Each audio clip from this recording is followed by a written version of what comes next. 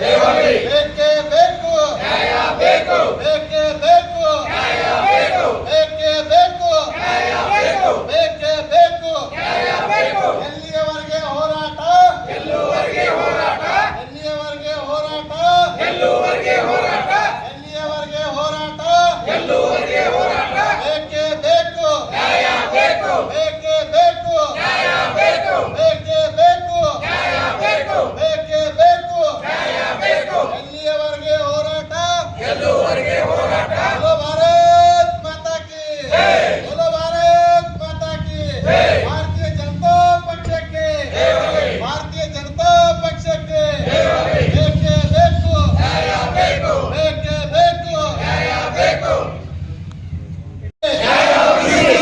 ಸಿಂದಗಿ ಸಂತ್ರಸ್ತರಿಗೆ, ಸಿಂದಗಿ ಸಂತ್ರಸ್ತರಿಗೆ, ಸಿಂದಗಿ ಸಂತ್ರಸ್ತರಿಗೆ, ಸಿಂದಗಿ ಸಂತ್ರಸ್ತರಿಗೆ ಬೇಕೇ ಬೇಕು ನ್ಯಾಯ ಬೇಕು, ಬೇಕೇ ಬೇಕು ನ್ಯಾಯ ಬೇಕು, ಬೇಕೇ ಬೇಕು ನ್ಯಾಯ ಬೇಕು. ಭಾರತ್ ಮಾತಾ ಕಿ ಸಿಂದಗಿ ಸಂತ್ರಸ್ತರಿಗೆ, ಸಿಂದಗಿ ಸಂತ್ರಸ್ತರಿಗೆ, ಸಿಂದಗಿ ಸಂತ್ರಸ್ತರಿಗೆ, ಸಿಂದಗಿ ಸಂತ್ರಸ್ತರಿಗೆ ಎಲ್ಲಿಯವರೆಗೆ ಹೋರಾಟ, ಎಲ್ಲಿಯವರೆಗೆ ಹೋರಾಟ, ಎಲ್ಲಿಯವರೆಗೆ ಹೋರಾಟ.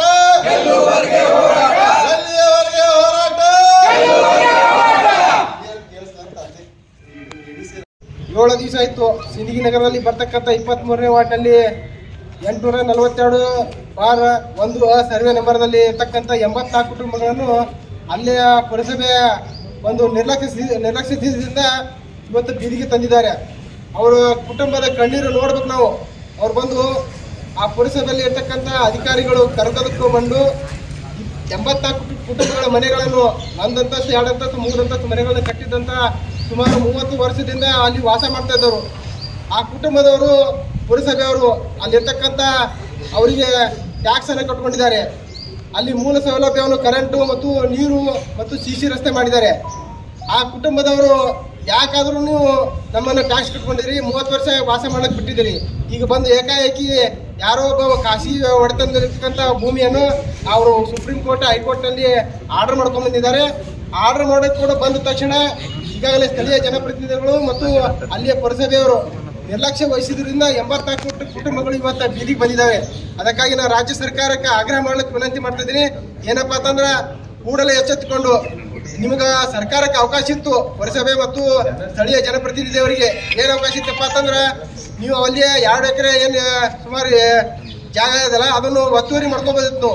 ಭೂ ಸ್ವಾಧೀನ ಮಾಡ್ಕೊಂಡು ನೀವು ಸರ್ಕಾರದ ಭೂ ಸ್ವಾಧೀನ ಮಾಡ್ಕೊಂಡು ಅಲ್ಲಿ ಇರ್ತಕ್ಕಂಥ ಪುರಸಭೆಯವರು ಆ 84 ಕುಟುಂಬಗಳ ನ್ಯಾಯ ಒದಗಿಸಿಕೊಳ್ಳಕ್ಕೆ ಅವಕಾಶ ಇತ್ತು. ಆದರೂ ಕೂಡ ತಮ್ಮ ನಿರ್ಲಕ್ಷ್ಯತೆ ವಹಿಸಿದ್ರಿಂದ 84 ಕುಟುಂಬಗಳು ಇವತ್ತಿನ ದಿವಸ 400-500 ಜನ ಬೀದಿಗೆ ಬಂದಿದ್ದಾರೆ.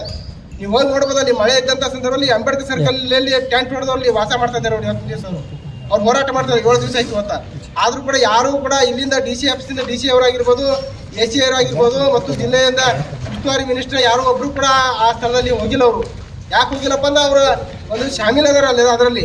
ಅದಕ್ಕೆ ದಯವಿಟ್ಟು ನಾನು ಈ ರಾಜ್ಯ ಸರ್ಕಾರಕ್ಕೆ ಮತ್ತು ಸ್ಥಳೀಯ ಪುರಸಭೆಗೆ ಮತ್ತು DC ಅವರ ಮುಖಾಂತರ ಏನು ಆಗ್ರಹ ಮಾಡ್ತೀನಪ್ಪ ಅಂತಂದ್ರೆ ಕೂಡಲೇ ನೀವು ಎಚ್ಚೆತ್ತುಕೊಳ್ಳದೇ ಇದ್ದರೆ, ಯಾರಾದರೂ ನೀವು ಒಬ್ಬ ಪ್ರತಿನಿಧಿಯಾಗಿ ಜಿಲ್ಲೆ ವತಿಯಿಂದ ಮತ್ತು ರಾಜ್ಯ ವತಿಯಿಂದ ಯಾರಾದರೂ ಬಂದು ಆ ಕುಟುಂಬಗಳಿಗೆ ನ್ಯಾಯ ಒದಗಿಸಿಕೊಡದೇ ಇದ್ದರೆ ನಾವು ಉಗ್ರವಾದ ಹೋರಾಟ ಮಾಡ್ಬೇಕಾಗ್ತದೆ. ಅದ್ರ ಜೊತೆನೇ ನಿಮ್ಮ ಮನೆಯ ಒಂದು ಮುತ್ತಿಗೆ ಹಾಕ್ಲಿಕ್ಕೆ ನಾವು ಇವತ್ತಿನ ದಿವಸ ಯಾವುದೇ ರೀತಿ ಹಿಂದೇಟು ಹಾಕೋದಿಲ್ಲ.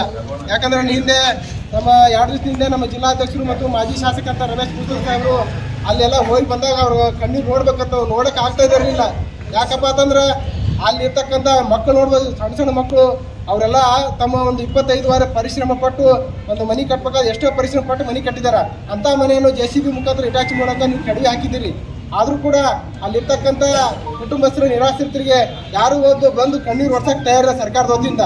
ಅದಕ್ಕೆ ನಾವು ಸಿಂದಗಿ ವತಿಯಿಂದ ಇವಾಗ ವಿಜಯಪುರ ಜಿಲ್ಲೆ ವತಿಯಿಂದ ನಾವು ಭಾರತೀಯ ಜನತಾ ಪಕ್ಷದ ವತಿಯಿಂದ ಜಿಲ್ಲಾಧ್ಯಕ್ಷರ ನೇತೃತ್ವದಲ್ಲಿ ಆ ಕುಟುಂಬಗಳಿಗೆ ನಾವು ಬೆಂಬಲವಾಗಿ ನಿಲ್ಲಬೇಕು, ಆ ಕುಟುಂಬಗಳಿಗೆ ಆಶ್ರಯ ಕೊಡಬೇಕು, ಆ ಕುಟುಂಬಗಳಿಗೆ ಸರ್ಕಾರದ ವತಿಯಿಂದ ಏನಾದರೂ ಸಹಾಯ ಸವಲತ್ತು ಕೊಡಬೇಕಂತ ವಿಚಾರದಲ್ಲಿ ಇಟ್ಕೊಂಡು ಇವತ್ತು ದಿವಸ DC ಆಫೀಸ್ ಹತ್ರ ಹೋರಾಟವನ್ನು ಹಮ್ಮಿಕೊಂಡಿದೆ ಬಂಧುಗಳೇ. ಅದಕ್ಕಾಗಿ ಅವರ ಪುರಸಭೆಯವರು ಯಾವುದಾದ್ರೂ ತಾತ್ಕಾಲಿಕವಾಗಿ ಆದರೂ ಅವ್ರಿಗೆ ವ್ಯವಸ್ಥೆ ಮಾಡಿಲ್ಲ. ಆದರೂ ಕೂಡ ಅಲ್ಲಿರ್ತಕ್ಕಂಥ ಪುರಸಭೆಯವರು ಕೈ ಚೆಲ್ಲಿಬಿಟ್ಟಿದ್ದಾರೆ. ಸುಪ್ರೀಂ ಕೋರ್ಟ್ನಲ್ಲಿ ಕೂಡ ಅವರೇ ಹೋಗಿ ವಾದ ಮಾಡಬಹುದಿತ್ತು. ಇಲ್ಲ, ಇವರು 25-30 ವರ್ಷದಿಂದ ನಮ್ಮ ಟ್ಯಾಕ್ಸ್ ಕಟ್ಟಿದ್ದಾರೆ, ನಮ್ಮ ಮೂಲಭೂತ ಸೌಕರ್ಯ ಕೊಟ್ಟಿದ್ದೇವೆ, ಅವರಿಗೆ ಯಾವುದೇ ಕಾರಣಕ್ಕೂ ನಾವು ಬೀದಿ ಪಾಲು ಮಾಡಬಾರ್ದು ವಿಚಾರ ಇಟ್ಕೊಂಡು ನಾವು ಹೇಳಬೇಕಾಯಿತು. ಆದರೂ ಕೂಡ ಯಾವ ಒಬ್ಬ ಅಧಿಕಾರಿ ಆಗಲಿ, ಯಾರೇ ಒಬ್ಬ ಪುರಸಭೆ ಚೀಫ್ ಆಫೀಸರ್ ಆಗಲಿ, ಯಾವ ಒಬ್ಬ ಪುರಸಭೆ ಸದಸ್ಯರು ಕೂಡ ಅಲ್ಲಿ ಭಾಗವಹಿಸಿ ಏನೂ ಕೇಳಿಲ್ಲ ಅವರು. ಅದಕ್ಕಾಗಿ ಕೂಡಲೇ ಸರ್ಕಾರ ಮುಂದಾಳತ್ವ ವಹಿಸಿಕೊಂಡು ಅಲ್ಲಿರ್ತಕ್ಕಂಥ ಜನಪ್ರತಿನಿಧಿಯವರು ಮತ್ತು ಪುರಸಭೆಯವರು ನೀವೇನಾದರೂ ಅವರಿಗೆ ಒಂದು ಆಶ್ರಯ ಕೊಡದೇ ಇದ್ದಿದ್ರೆ, ಇಲ್ಲ ನಾ ಬೇರೆ ಕಡೆ ಜಾಗ ಕೊಟ್ಟು ಕೊಡ್ತೀನಿ ಅಂತ ಹೂವು ಮಾತುಗಳನ್ನು ಹೇಳ್ತಾ ಇದ್ದೀರಿ ಬಂಧುಗಳು ಇವತ್ತು ದಿವಸ. ಯಾಕೆ ನಿಮ್ಮ ಅಧಿಕಾರಾವಧಿಯಲ್ಲಿ ಮೊದಲಿಂದ ಇರ್ತಕ್ಕಂಥ ಪುರಸಭೆ ನಿಂತಿದೆ. ಇಂಧನ ಅಲ್ಲಿ 84 ಸರ್ವೆ ನಂಬರ್ದಲ್ಲಿ 842 ಸರ್ವೆ ನಂಬರ್ದಲ್ಲಿ ಏನು ಮನೆಗಳಿದ್ದು ಅವನ್ನೆಲ್ಲ ದೋಷ ಆಗಿದಾವ. ಅವು ಕೋರ್ಟ್ ಮುಖಾಂತರ ಆಗಿದಾವ. ಅದಕ್ಕೆ ಪುರಸಭೆ ಸರಿಯಾದ ದಾಖಲಾತಿ ಒಪ್ಪಿಸಿಲ್ಲ ಗೊತ್ತಿಲ್ಲ, ಅದು ಒಂದು ಭಾಗ.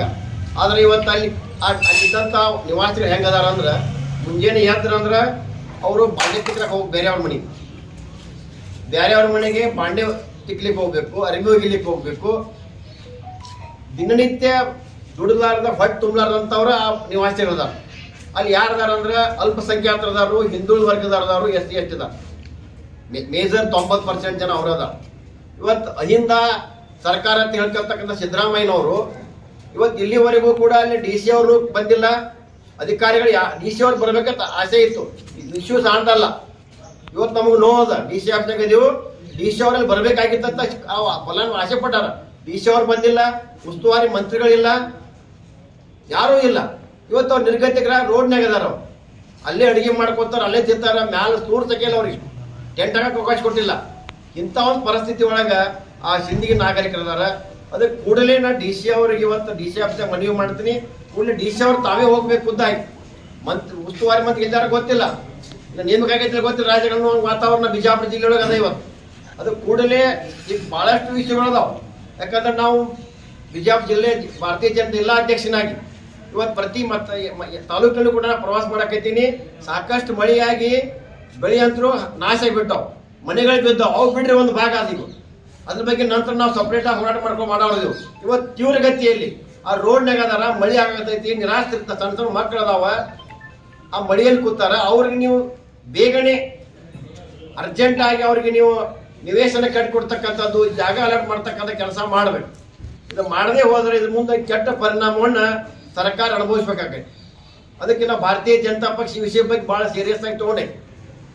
ಇವತ್ತು ಈ ಪರಿಸ್ಥಿತಿ ಏನಾರ ಭಾರತೀಯ ಜನತಾ ಪಕ್ಷದಾಗಿತ್ತಂದ್ರೆ ನಮ್ಮ ರಾಜ್ಯದ ಮುಖ್ಯಮಂತ್ರಿ ಬಂದು ಕುಂಡಿರ್ಬೇಕು ಅಂತ ವಾತಾವರಣ ಐತಿ. ಇವತ್ತು ಇಲ್ಲಿ DC ಅವ್ರು ಹೋಗೋದಲ್ಲ, ಮುಖ್ಯಮಂತ್ರಿ ಬಂದು ಬರ್ಬೇಕು ಸಿಂದಗಿಗೆ. ಅಂತ ಒಂದು ಇಶ್ಯೂ ಅದ. 84 ಕುಟುಂಬ ರೋಡ್ನಾಗದ. ಇವತ್ತು ನೋವಿನ ಸಂಗತಿ. ಇವತ್ತು ಯಾರು ಅಧಿಕಾರಿ ಬರಕತ್ತಿಲ್ಲ. ಅದಕ್ಕೆ ಕೂಡಲೇ ನಾವು ಕೂಡ ಈ ಭಾರತೀಯ ಜನತಾ ಜಿಲ್ಲಾಧ್ಯಕ್ಷನಾಗಿ ಇದು ರಾಜ್ಯಕ್ಕೆ ಕೂಡ ನಾನು ಮಾಹಿತಿ ಕೊಟ್ಟಿದ್ದೀನಿ. ಇದು ರಾಜ್ಯದಿಂದಲೂ ಕೂಡ ಹೋರಾಟ ನಡೀತೈತಿ.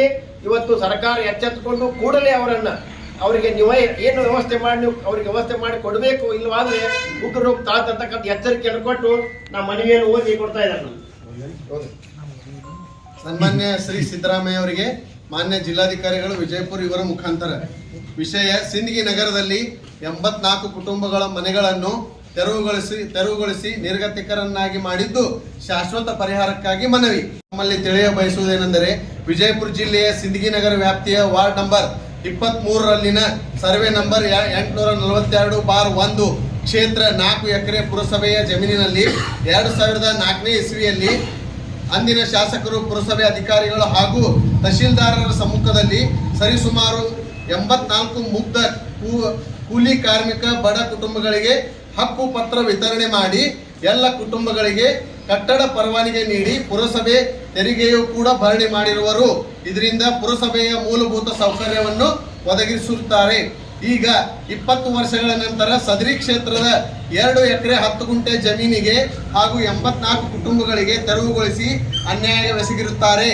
ಸಂಬಂಧಿಸಿದ ಸರ್ವೆ ಹಾಗೂ ಇನ್ನಿತರ ಆಡಳಿತ ಅಧಿಕಾರಿಗಳ ನಿರ್ಲಕ್ಷ್ಯತನದಿಂದ ಇಂದು 84 ಕುಟುಂಬಗಳು ಬೀದಿಗೆ ಬಂದಿವೆ ಹಾಗೂ ಕುಟುಂಬಗಳಿಗೆ ಸುಮಾರು 2.5 ಕೋಟಿಗೂ ಹೆಚ್ಚಿನ ನಷ್ಟವಾಗಿದೆ.